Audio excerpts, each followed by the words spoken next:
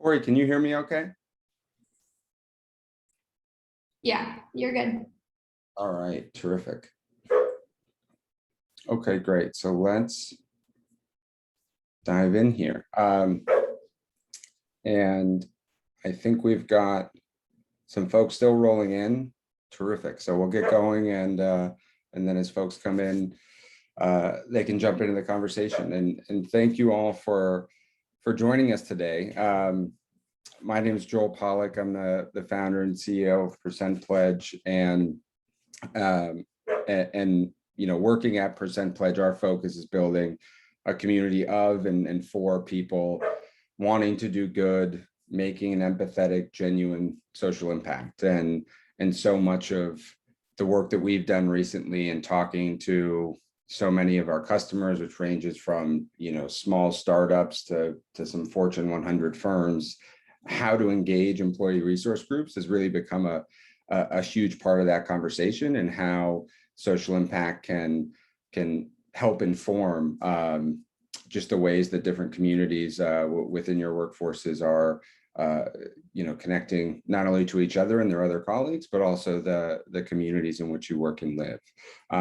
So that's really what we're going to be talking about today, is that increasingly top of mind and critical intersection between employee resource groups and social impact. And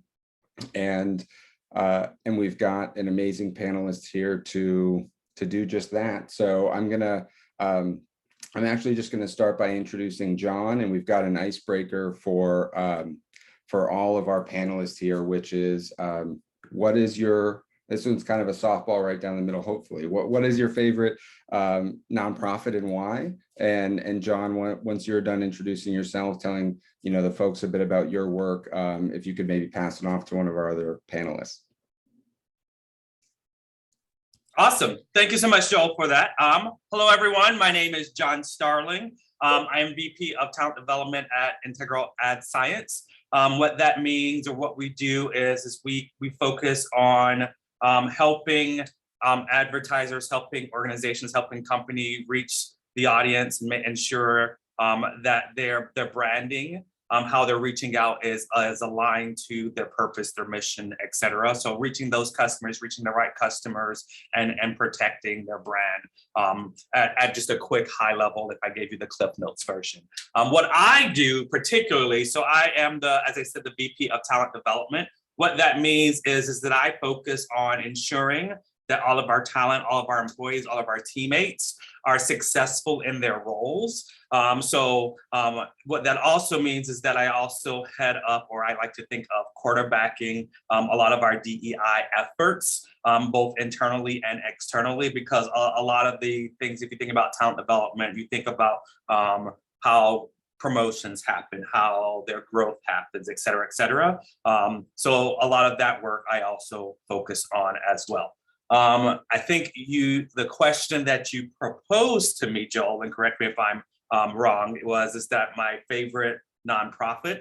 That is a difficult question, which is one of the reasons that we partner with you all, because there are so many places that I would like to invest, and I choose to invest my money, invest my resources.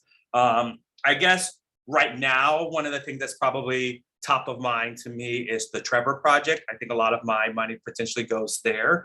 That's a very well-known queer or LGBTQ, I use the word queer as all-encompassing, organization that truly focuses on those individuals. But there's so many great ones out there. I think that was probably just front of mind for me currently. But if I listed all of the different ways that I identify, it would be really hard for me to just choose one.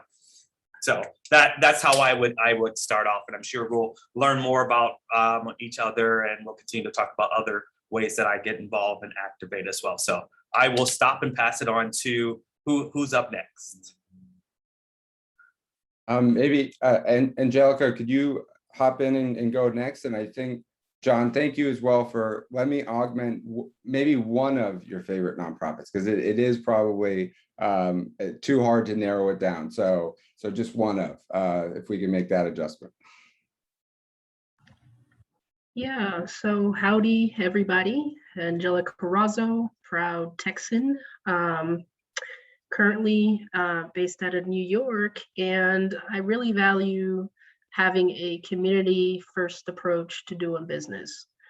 Due to that, I work in the diversity and inclusion department at Oracle Corporation, overseeing our employee resource groups, our strategic partners, as well as our communication strategy. And if I have to answer the question of which one's my favorite nonprofit, I would say Latinitas. It's a small nonprofit based out of the Austin, Texas area that really focuses on getting young Latina girls in STEM. And the reason for that is I remember trying to major in computer science, and they told me, you're not good at math. But I am a really good hacker, and I'm proud to be a good hacker. And I just felt kind of, we got to be careful how we talk to children, right? So that's the reason I love Latinitas, because they always encourage young girls that tech is a space that they can also belong in. So with that being said, I'll pass it over to Anna. Great, thank you. Hi, everyone. I'm Ana Ramirez. My pronouns are she, hers, and I identify as Colombian American. I work for Relativity. I've been with the company for 7 years, and we are a litigation software company. And I've had about 3 careers while being with the company. I started out on the admin team and then did some event planning and marketing for 6 years.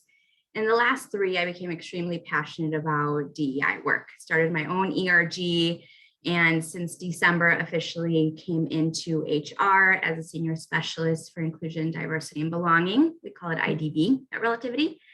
And I also help lead all of our ERGs. We have 8 of them. And I work primarily with all of the leaders of each of those groups to make sure they have their resources to create greater impact in the company and our culture. So it's been really great working at the company so far and loving the work that I'm doing there. Similar to John, it is really tough to pick one organization. We're very honored to be working with over 25 nonprofits in an official capacity that help us, create career pathways and help us close the technology divide that exists. But as a woman of color, one that I really like to call out is Girls Who Code. I think similar to Angelica, it's just an organization that really helps, try to address the gender gap that exists within STEM and within tech jobs. And they really nurture the future workforce. So love working with that organization, and we work really closely with them. So thanks. That is amazing. Well, thank you. And yeah, I'm realizing now that that question wasn't intended to be a trick one, but realizing how many great organizations there are out there. And thank you all for sharing some background on your work and what brought you here today. And to get the conversation going. And this is the question that we'll start off with for everyone on the panel here, but Anna, maybe starting in reverse order with you is, which ERGs does your company have? I think you actually maybe have a cheat sheet in the background. You've got your background here, and maybe thinking about 1 or 2 of them, or maybe sharing lessons more broadly. What was the origin story around these, and maybe what were some of the things looking back of 1 or 2 things I wish I knew as we were building these out? Sure. So I think it's such an interesting thing because they really started very organically. It was really just people that wanted to get together to support one another. So our very first group was our women's group that started in actually 2014 when I started with the company. And it was not in an official capacity. It was just a group of women wanting to come together, create community, support each other, talk about accelerating careers, and just finding ways to be in community with one another. And then came our Pride group, which is for our LGBTQIA+ community. And that was in 2017. Again, not very official. It was just a group of people that wanted to come together to address issues they were facing in the workplace. So it wasn't until 2019 where we made it official, created some structure, and officially launched what, ERGs, we call them CRGs, community resource groups. So what our CRGs 2019 is when all the rest of the 5 joined. And then our newest one, which will be for our veterans group, is actually in the process of launching now. So we're thrilled about it. And it's, I think one thing that I would have loved to know back then was really like the true potential that these groups have to make an impact. At first, it was more of a social networking type of thing, but only until now are we realizing like, oh, these groups can actually impact our company culture and they can actually drive business decisions. And we can actually involve these conversations with our executives and really empower these voices. So that would be the one thing, but it's been a beautiful journey up until now to get them all established and up and running. So, yeah. Thank you for sharing that. And I think that point underlines something that I think is like one of the more hopefully obvious, but most important pieces of all of this is just that, you know, notion sometimes of people thinking of diversity as more from like a compliance perspective as opposed to an innovation perspective, and understanding like, you know, if we can get more different diverse perspectives in on decisions, we're just going to make higher quality decisions as a business. And so wanted to just underline that point you made. And Angelica, what about you, you know, working and managing these groups at a very large organization? You know, were you there in some of the formation of these, and what was that origin story like? Yeah, definitely. So we have about 140,000 employees across the globe. So we try to support them through our employee resource groups and internal mobility practices. And one of the things that we got to see with our employee resource groups is they started off as affinity groups. You know, this is a group of, you know, strong-willed individuals that expect the company to do better, like Anna mentioned, and they got together and conversed. And then we started having conversations around creating bylaws, right, for the department. That's how our group got formed, diversity and inclusion. And it was really this beautiful like collaboration between the employee resource groups to make sure that their voices and concerns were being addressed, as well as providing kind of this guidance from the diversity department to better support these groups. So, you know, we created the bylaws, we made sure that there was buy-in from the employee resource groups, and then they started being created. Started off with our women's group, you know, we had our African American employee resource group, and then, you know, we have our LGBTQ group. So we have all the groups with the exception of spirituality, which is something we're kind of exploring with right now. And the beautiful thing was seeing them kind of come out of the United States primarily, and then they started going global. So having different conversations and different challenges. You know, there's different regulations that they have in different countries, right? So having to be inclusive of different countries was also very interesting for all of us, and walking through those challenges and talking to from different parts of the country to say, this is kind of what inclusion looks like at a global scale, because it was very easy for us just to see it from a US perspective. And then, you know, our ERG started off kind of just helping each other, providing advice to each other. And then there was a lot of social events. But then they really started expanding, talking about recruiting, you know, internal mobility, constituent insights, right? That we have an executive diversity council where management is saying, this is what our ERGs do. But the most beautiful thing is really how they impact the community. I think that's so important. I remember when I started off kind of in my tech journey, I actually have an engineering background. I was two, it was in a different company. There were two women and I was one of them in a floor of 400 men, right? And I felt really isolated. And I remember I got invited to the happy hours because some of the men identified with me because I am butch presenting, but they didn't invite my other colleague who was feminine presenting. And I told her, you know, there has to be something that can be done about this. And we started going to the ERG groups and they really helped us build this community, and we would go volunteering together. And that's where I found kind of my place in tech. And that's why I think, you know, it's really important for companies to have employee resource groups and do beautiful volunteering events in the community, because that's how you really build solidarity and community with each other. Yeah, no, that it's just beautiful that we're in a much different place from the one that you described in that initial example now, and that you're also helping to lead that change, as well as what you mentioned there on the volunteering piece. You know, say it often, is for us, volunteering is team bonding on steroids. And so thinking about these groups and creating that connection, especially for a company that's global, and maybe even a lot of companies are feeling what a global company maybe had felt with how remote work is getting, finding ways to create that connection and through these groups or through volunteer service.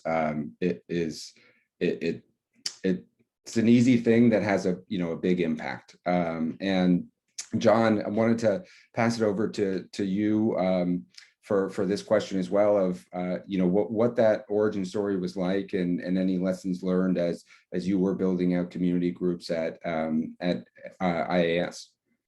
Awesome, great. Yeah, so to start off, we have a few different IAS ERGs, or employee resource groups. So the first one, and similar to what we've heard from both individuals, is they started off more organically. So just members getting together. There was no formalized process or formalized group. But early last year, pre-pandemic, we started to formalize the process. And this was even, so I will be quite transparent, I was a pandemic hire. So this was pre-me, before I even stepped in. But as a pandemic hire, I was excited to hear that we already made our way in to create these groups. Our groups included our IAS Women's Group. We have Bind, which is our Black Integral Network domain. We have our Pride Group. We have our Asia's group. We have our Working Parents Group. We have our Viva, which is our Hispanic or Hispanic group. And then we also have our STAR group, which is almost like that psychological group. So you could think of like introverts would be in that group, or any other things similar to that. So very much that type of groups are the ones that we think about as employee resource groups. We also have interest groups as well. And what we also have to support all these groups are the a council, if you will. So we call it our inclusion council.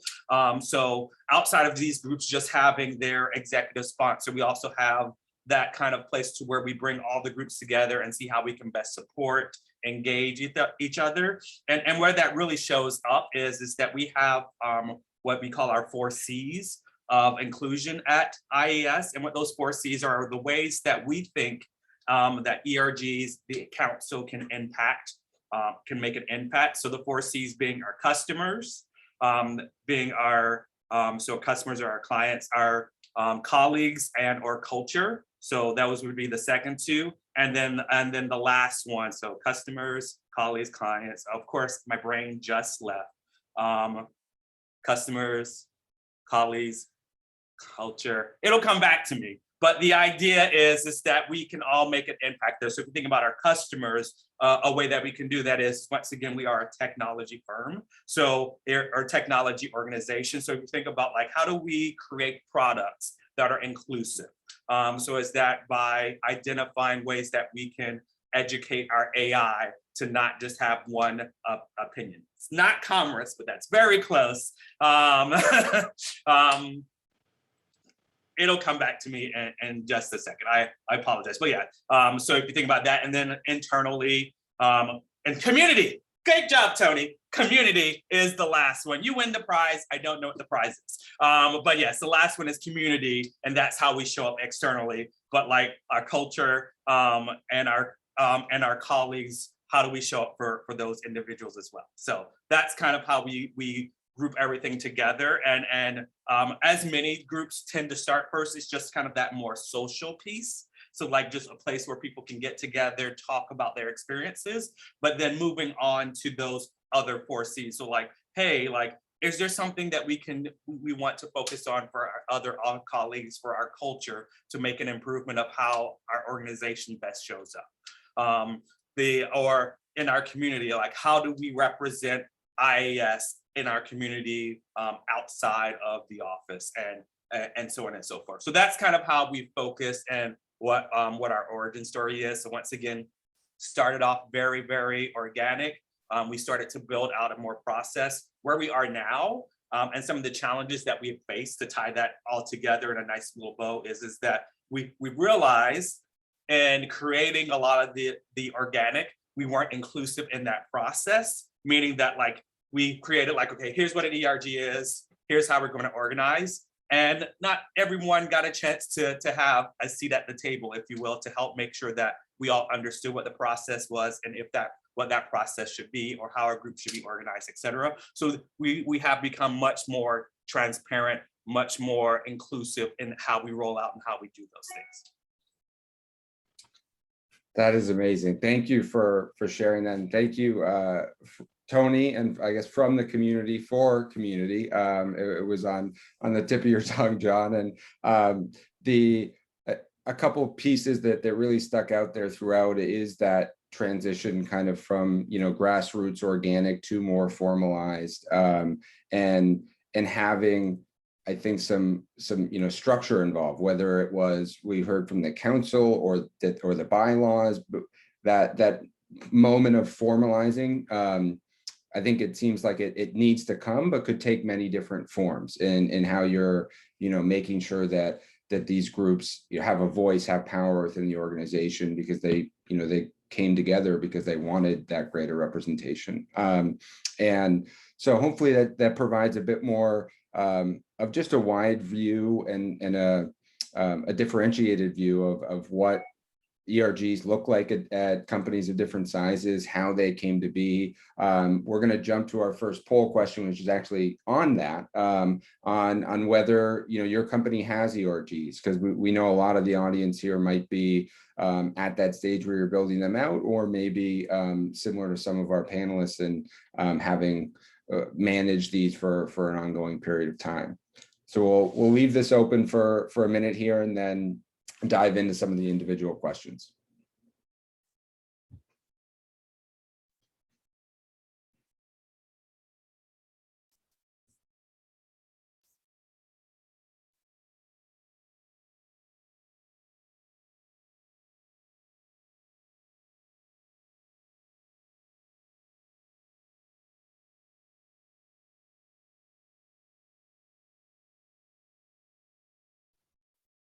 So we'll give folks another couple of seconds here to just fill out that poll, and also we got a few questions coming in on the Q&A. Amy Broadhurst, do you provide training for your ERG leaders to help them balance their paid job with their passion job?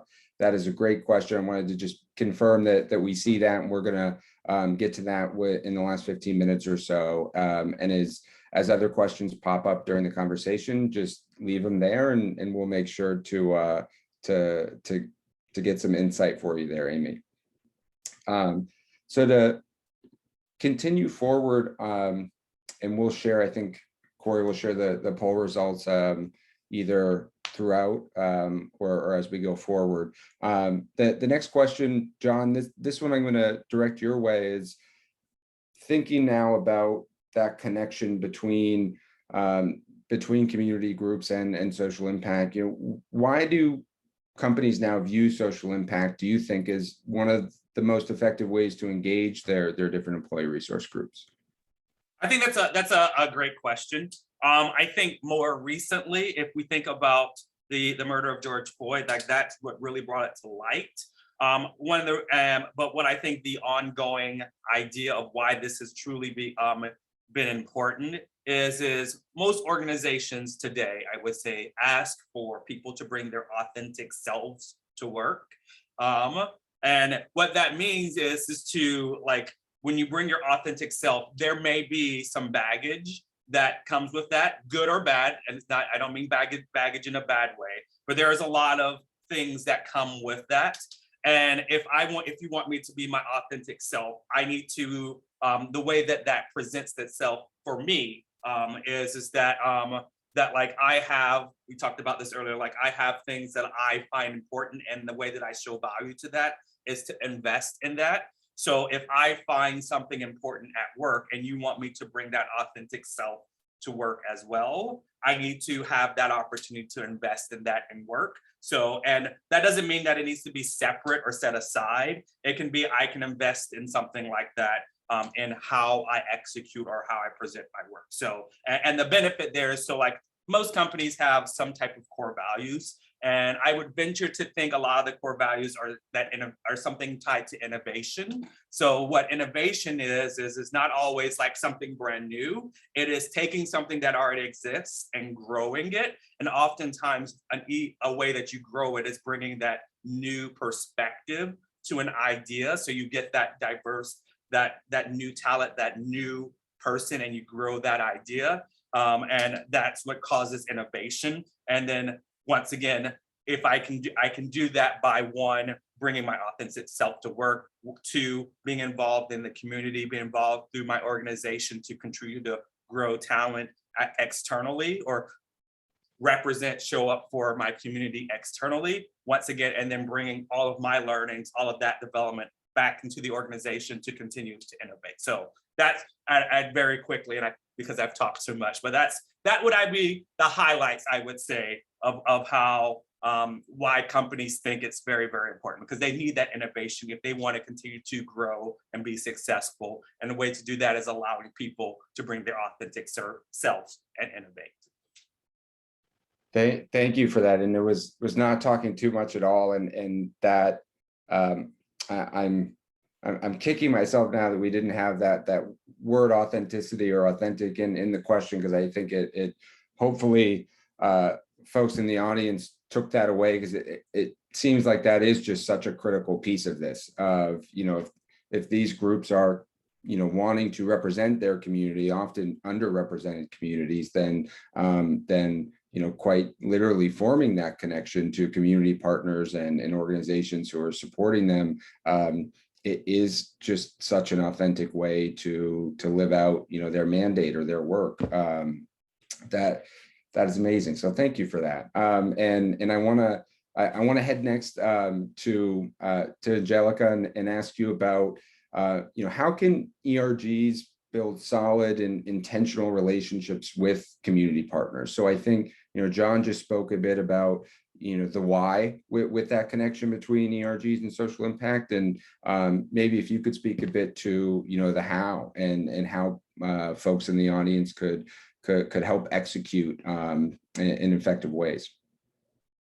Yeah, I think it's really important for ERGs to kind of know what their priorities are for the year. So, every year I also manage our strategic partnerships from DNI. I tell my ERGs, hey, I have specific funds for a partner in the community. What do you want to do? What do you think is a good partner for volunteer engagement, right? Giving them the power to kind of decide what they want to do for that year. And we've been able to do a lot of incredible things. I think it's really important that we think about intentional ways to give back to the community and to build those authentic relationships, because a lot of nonprofits out there struggle, right? And they really rely kind of like on corporate funds and grants to keep their organization going, so they're able to provide impact to the community. And when it came to what was happening around Asian hate crimes, our Asian American employees came together and said, we need to support nonprofits that are doing this work of unconscious bias training and education, because not only does it benefit us because we feel great that we're helping out, but it helps spread the message that this is not okay, right? Same thing happened during COVID. When COVID started happening, a lot of Asian businesses were being shut down, and our incredible Asian Employee Resource Group, they ended up collaborating together, hosting this really great fundraising experience with Ascend, which is a professional development organization, where they were able to raise $20,000 to help Asian businesses in the community. And this was from employees coming together, reaching out to other tech workers in the local community and saying, we need to give back. DNI was not involved. We just said, we're here to help you wherever we can. But it was just really beautiful to see them world building and collaborating with each other, and also building solidarity with the other employee resource groups to say, please help our community because we're struggling right now. Same thing happened when it came to Black Lives Matter. I think it really sends a mission statement to somebody that this is what allyship looks like. You see kind of this global display of Black people being traumatized around kind of police brutality. And it was a great opportunity for allies to say, I'm here with you.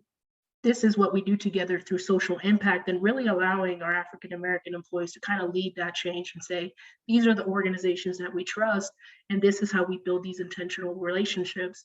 So I think the way that they do that with the community is that you provide the power to the ERG groups to decide these are the relationships that we want, right? It's not just about business and return on investment. It's about building real authentic relationships and then allowing the nonprofit to say, here's the needs that we need, and allowing that conversation and relationship to organically flow. You know, in one of our Hispanic group for Hispanic Heritage Month last year, they won an award because they would go to the local middle school and they just started reading to children and mentoring them and telling them, hey, you know, there's a different way of life, right, if you get into tech. And we had no idea until later. You know, they won this award and it was being posted everywhere. And I remember asking one of the employee resource group members, hey, why'd you do that? And he's like, because I wish somebody read to me when I was in school. So it's really seeing that just organic gaps that they missed out when they were children, or seeing these kind of social gaps in the community and having them fill it, right, through just these organic ways and just giving them the tools. You know, because we give our employee resource groups dollars. You know, we allocate budget and we say, you spend it the best way you see fit because you know what your community needs. So I think that's really how we build these solid relationships. That's amazing. Thank you for sharing. And two things that really stuck out, I think, to note for the group, that that sort of emphasis on action. And we even saw that with, you mentioned the Black Lives Matter movement, is that accountability that heightened across corporate America, and you know, employees saying, hey, what are we doing to, you know, create change or to support communities of color, and we saw it in that example you mentioned where the Hispanic ERG just went and started doing good in the community. And as well, what was interesting is it seems like oftentimes a lot of the focus might be on how an employee resource group could engage, you know, the broader workforce in terms of helping them to create to be allies, which is important. But also you mentioned, which I hadn't thought about before, is just how the different employee resource groups can collaborate and support one another. And then, you know, no matter which group is taking action, there's already that built-in support from the other groups.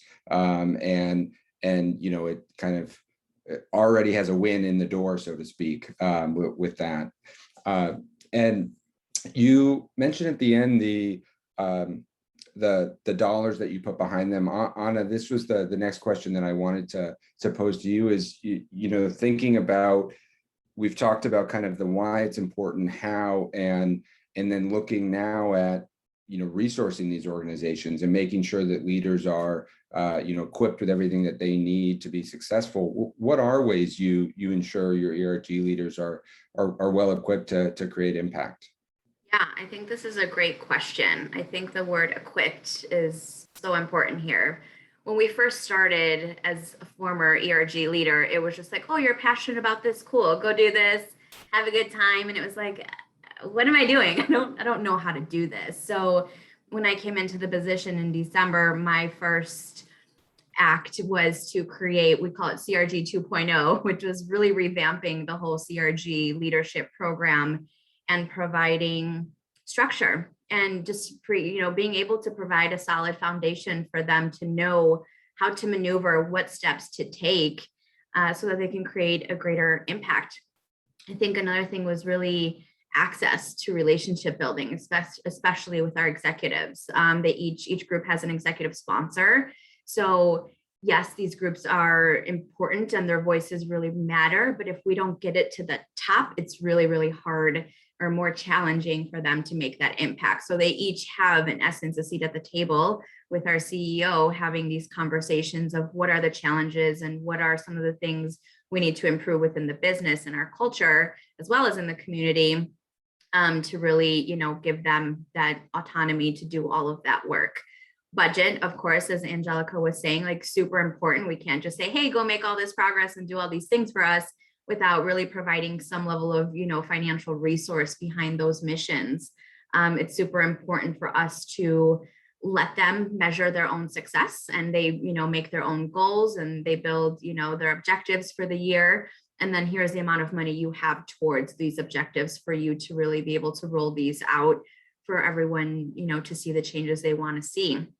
Our newest thing, which is just my pride and joy, is we just launched an inclusive leadership training program, which really does help them develop and know how to be leaders. A lot of our CRG leaders are either entry level or, not necessarily managers or directors, and have never had this experience before. So as one of our investments for our leaders is, providing them with leadership training so that they know how to navigate difficult conversations. They know how to gain followership.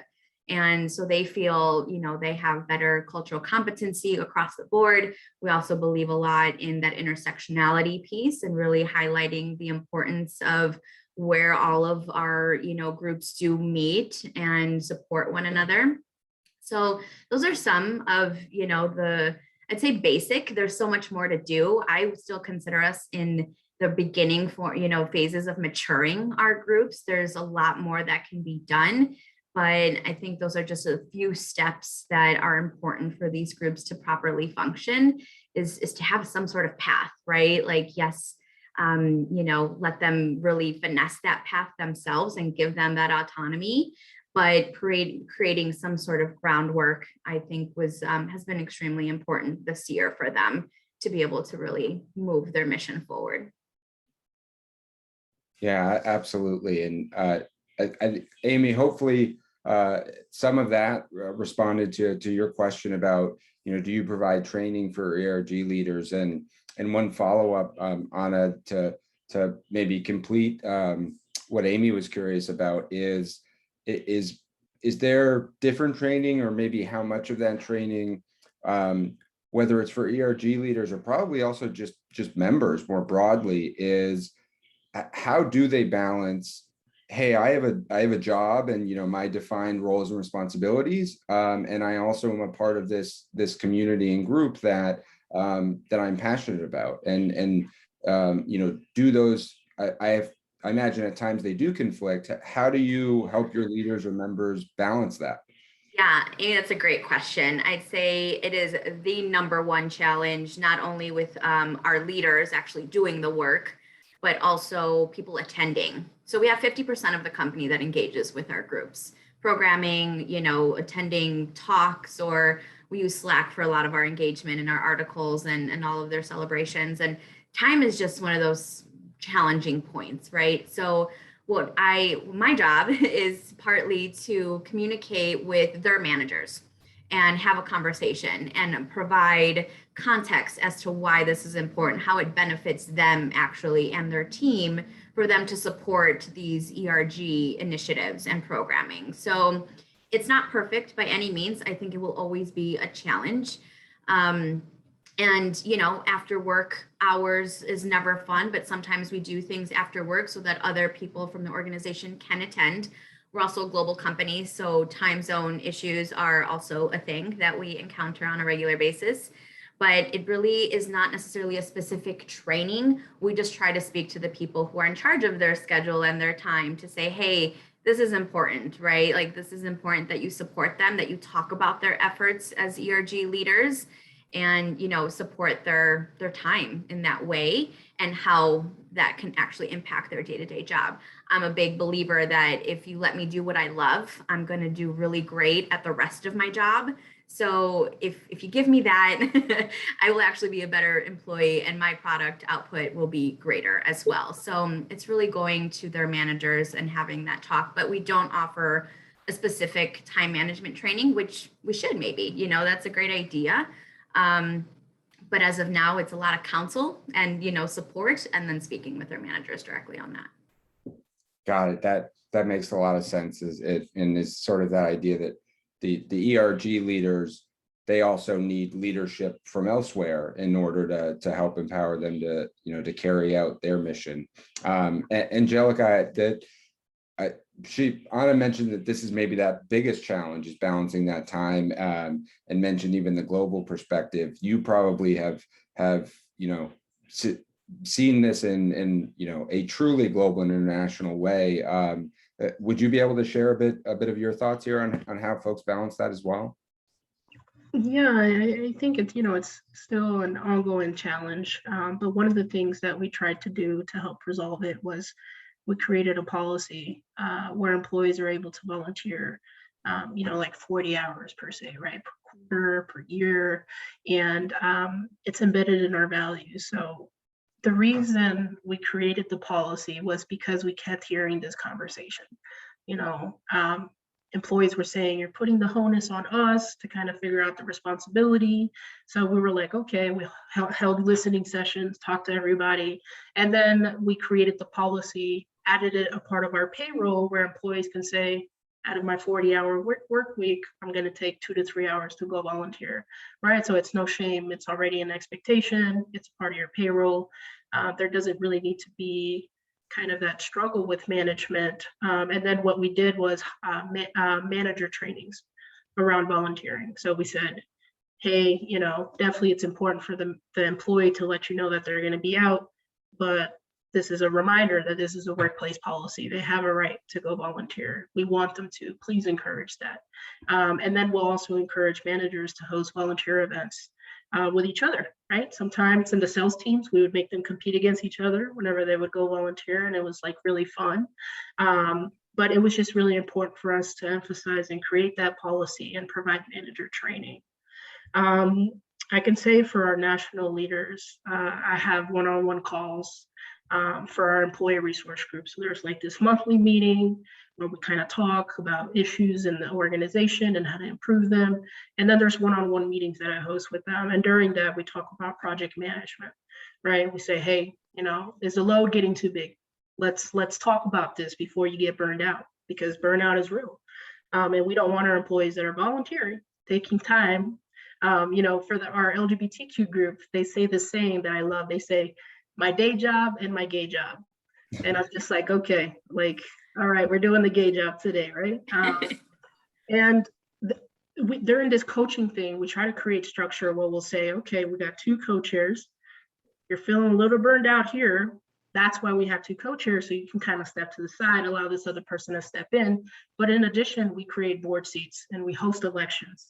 And we'll say, okay, we're seeing that the communications team is feeling a little overwhelmed. Let's host elections on our national Slack channel where we have a lot of employees that maybe are interested in stepping in. But it's also the type of message that we share with people where I'll say, I'm on calls all the time talking about diversity and inclusion with different lines of business. And I'll say, if you're the PowerPoint person, if that's all you can do is create a PowerPoint, please join us. You are the PowerPoint person for the D&I, employee resource group. That's wonderful. Your contribution doesn't have to be, 15 to 30 hours a month. It can be 1 to 2 hours. Maybe you're the person that just goes to the events or helps coordinate the volunteering events. That's your role. Reaching out to the nonprofit, that's your role. So just figuring out different ways to kind of help them prevent burnout. Got it. Thank you for sharing that, because as I think you're just for the entire, audience and community here, and even the panel, the experience and the scale of the experience that you're bringing to the conversation is really useful. And I've so often seen, I really love that you mentioned the conversations with team leaders. Like we now have communication templates that we give out to team leaders every time that we do volunteer projects, because the first the thing we didn't realize in doing so many volunteer projects with different workforces was we kept hearing from employees, hey, I would really love to do this, but I'm not sure if I can. I'm not sure if my manager's okay. And so just having that voice and quite literally having leadership, whether it's at the team level or at the company level, say, hey, this is something that we are happy to do, and it's a policy or it's a program that the company is behind. It just, those simple words create so much necessary space, and also just frankly, selfishly for the companies, drives much higher engagement because employees feel like they can participate then. John, I wanted to send it over to you for the last comment on on this piece of, how you're working alongside your colleagues, or how you've seen others do well at helping balance, the different job responsibilities as well as ERG responsibilities, and interactions with the larger workforce. Perfect. I think this is a great question, and I am quite fortunate because of my role that I have the ability to tie them together, meaning that, as I said earlier, talent development, that is my role. So my job is to help develop people to be successful in their career, which means if you think about like competencies or skills individuals need to progress throughout their career, the way that I work on that, or the way that I tie that back is that, oh, this person is a ERG chair. What skills or competencies are they doing to that we can tie back? Like, yes, this is your discretionary work. This is discretionary time that you're doing. However, you are developing leadership skills. You are developing project management skills. You're developing program management skills. You're developing these things. So you have grown. And managers, if you see, you should recognize and you see and you're participating in these events, they are truly developing themselves. And therefore, one, they are growing and will become, even at their paid work, if you will, or their professional work, if you will. I wouldn't traditionally use those words, but in those roles, they are benefiting, they're growing their talent, and therefore they are continuing to grow. So that is one way that we're recognizing it. So it's not just extra work that they're doing or time that's set aside. They are still honing in their skills and developing as an individual. So that's the way that I tie those together, as in like they work the same. Another thing that we do is if I go back to competencies, one of the important competencies is like growing, innovating, that I talked about earlier. And one of that is you're innovating and growing our culture. So being involved, leading an ERG chair, being on those committees, being in those ERGs, that's also tied back to your growth and your development. So once again, something that managers, when they're doing their yearly, quarterly, whatever you have set up, talent reviews, that's something that they can recognize. They're like, oh, actually, yes, John did do this thing, and he did it as part of growing our culture, being an ERG chair, as well as learning new skills, because those are some of the top things that everyone wants, every organization wants, et cetera. So if you can, that's how we've addressed that, as well as just providing and reminding managers. We've also provided for certifications for all of our ERG chairs. So they all have completed a DEI certification from an external partner. And we went one step further. Not only those, we did have all of our leadership, or some of our larger teams, their leaders, complete that certification as well. Got it. Thank you for sharing. And I think we're going to dive into a bit more of a formal Q&A. And before doing that, we'll share the results of the poll. Corey, if you're able to bring that up, just to give folks a sense of,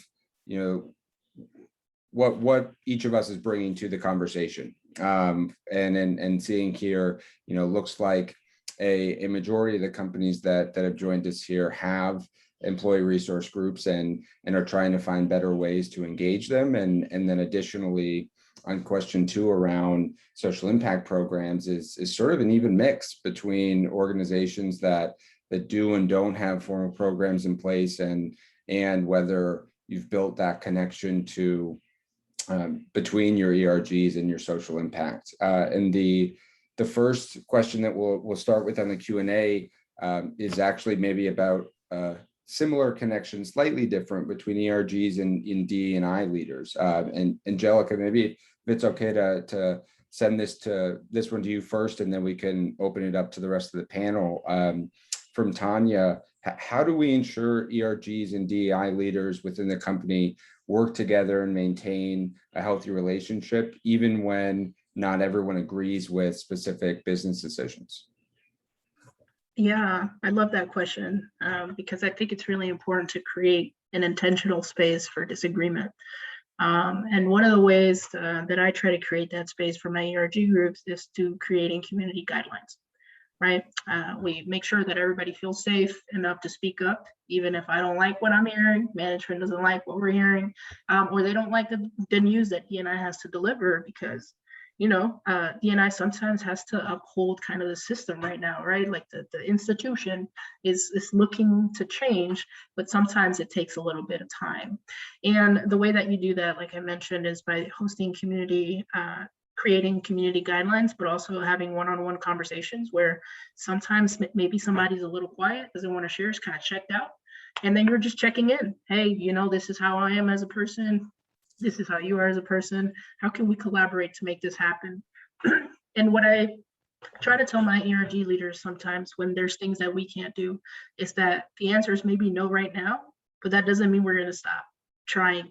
There were conversations in the past around like restrooms. Like there was our LGBTQ group wanted to have kind of like non-binary restrooms, and we didn't have like the management buying maybe about 3 years ago, but now we resurfaced that conversation. We kept it top of mind, and then it took 3 years, but we were able to do it. Not gender neutral restrooms for everybody, and it's really important just to keep that top of mind, keep bringing it up. Make sure you're delivering the business case, but most importantly, never feel bad for advocating for your community, right? That is kind of the expectations for an employee resource group, is to say, this is what our group needs, this is what we expect, and this is what we expect from management. I really do see it from a constituent insights, but as long as you're holding things with respect, you're advocating for yourself, you have pretty good documentation, I think you'll always maintain a healthy relationship. As long as you have trust, right? Talk about that with people. How is trust established is that I feel like you're going to do the best thing for me, for the D&I team, and that I feel that you're going to run your ERG with intention. But once again, over communication is number one. Second, community guidelines. And three is, if the answer is no at that moment, keep bringing it up. Maybe there's change of management down the line and things change around. Thank you for that. And I believe it was Tanya. Thank you for the question. Hopefully that provided some good insight and examples there. Next question, we've got a couple here that we'll try and tie these together. And Anna, maybe I'll go to you first on this one. Do ERG leaders receive compensation for their work above and beyond their regular compensation? And if so, how did that conversation come to be, or your company plan around that, or how is your company planning to approach that topic? Yeah, definitely. Thanks. Great question. Super important question. Not yet is the first, direct answer as far as like an actual addition to, their salary. We do believe in investing in them. As I mentioned, the group in itself does get a budget, and we are developing and creating providing leadership training. Our hope is that in 2022, we are able to put this actually into their job descriptions so that they do get properly compensated for it. Because we still feel newer in our maturation of these groups, we do feel it's important to get them very solid. And we have a lot of turnover with our leaders still, right? And trying to really figure it out and nail it down. So we hope to. I will push for that until they won't let me push anymore, but that's what I'm here to do.